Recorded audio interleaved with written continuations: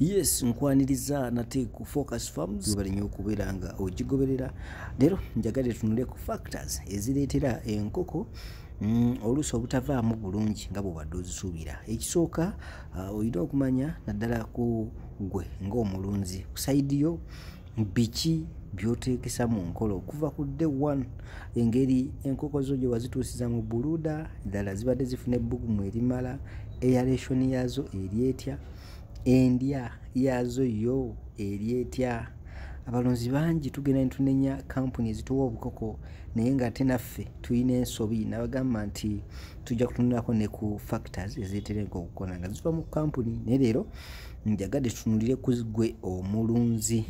Omulunzi, enkoko eno bw'eba erya bulungi ng'enywa bulungi amazzi mu budde, osobola okubeera nga ogigeraageranya at least n'enkoko ekula. That is 2 weeks. Nyinza okuba sirunze bubi naye mu 2 weeks enkoko eba etandise ogiraba nti ddala eno enkoko evuddemu. So tereeza endiisa ye y'enkoko, tereeza buluuda system nga bw'erina okutambula kusobozesa enkoko yo okulaba nga ekula bulungi era n'evaamu bulungi. Ekirala, tulina bannaffe abatuwa emmere oluusi nga si nnungi oba bateefiirayo ku mmere gy'owa enkoko zo. Wanditeekinze ng'obudde obumala okulaba nga woogula emmere y'enkoko eyo ddala bakutabulira ky'oyagala.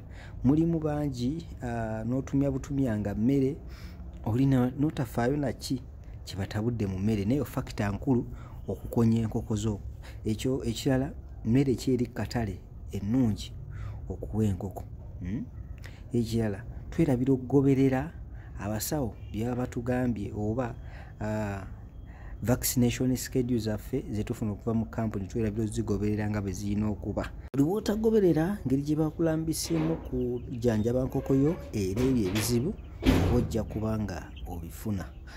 Mwebale nnyo abagoberera Focus Farms, mwebale nnyo okubeera nga mukolaganye naffe. Nabagamba nti akaseera kano tuyambako ggwe omulunzi okulaba nga tukunoonyeza akatale on condition nti otufunako enkoko ento naffe ne tukugulako enkoko enkulu.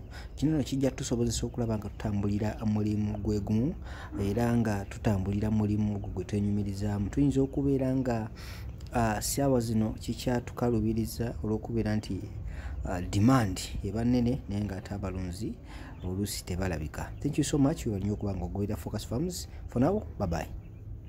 Kusubscribinga ku Focus TV yange bingi